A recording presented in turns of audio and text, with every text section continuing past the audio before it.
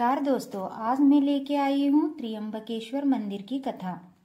महाराष्ट्र के नासिक में स्थित त्र्यंबकेश्वर मंदिर पौराणिक कथाओं और आध्यात्मिक महत्व के लिए एक समृद्ध साधन है। यहाँ माना जाता है कि यहाँ 12 ज्योतिर्लिंगों में से एक है और इस पवित्र स्थल का ऐतिहासिक मूल्य प्राचीन काल में उत्तेजन किया गया था। पुराण के अनुसार गौतम ऋषि ने इस पवित्र स्थल पर तपस्या की थी और पत्नी अहल्या के साथ रहते थे। माता अहल्या और गौतम बाबा शिव भक्ति पूजन में लीन रहते थे।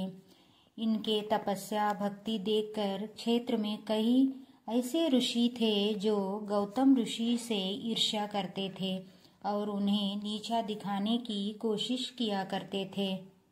एक बार सभी ऋषियों ने गौतम ऋषि पर गौ हत्या का आरोप लगा दिया। सभी ने कहा कि इस हत्या के पाप के प्रायश्चित में देवी गंगा को यहाँ लेकर आना पड़ेगा। तब गौतम ऋषि ने शिवलिंग की स्थापना करके पूजा शुरू कर दी।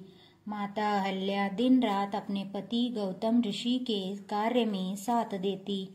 ऋषि की भक्ति से प्रसन्न होकर शिवजी और माता पार्वती प्रकट हुए। भगवान ने वरदान मांगने को कहा। तब ऋषि गौतम ने शिवजी से देवी गंगा को उस स्थान पर भेजने का वरदान मांगा। यह बात सुनकर देवी गंगा ने कहा कि यदि शिवजी भी इस स्थान पर ज्योति के रूप में रहेंगे तभी वहां मैं आऊंगी। गंगा के ऐसे कहने पर शिवजी वहां त्र्यंबकेश्वर ज्योतिर्लिंग के रूप में ब्रह्मा विष्णु और स्वयं महेश लिंग रूप में वास करने लगे तथा अपने वचन अनुसार गंगा नदी गौतमी के रूप में वहां बहने लगी। गौतमी नदी का एक नाम गोदावरी है।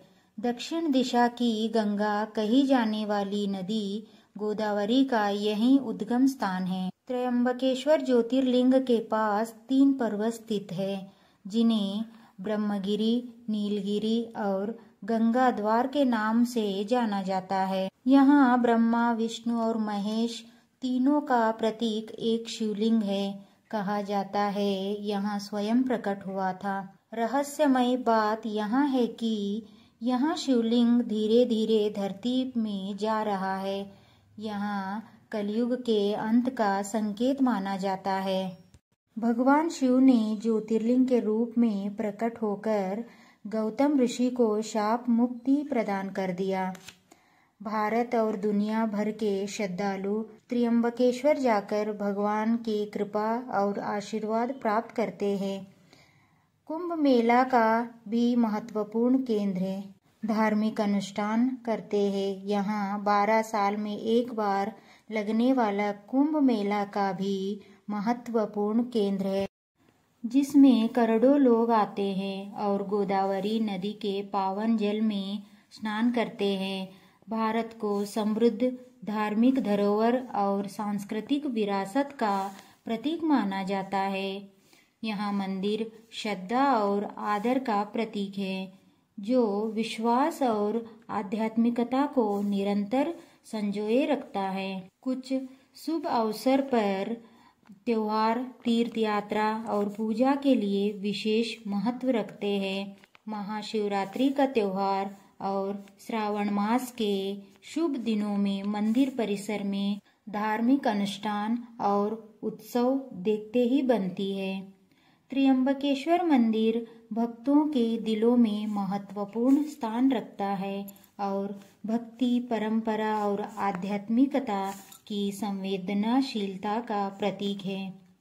तो दोस्तों, कैसी लगी त्र्यंबकेश्वर की कहानी कमेंट में ज़रूर बताना। फिर मिलते हैं एक नई कहानी के साथ। राधे राधे।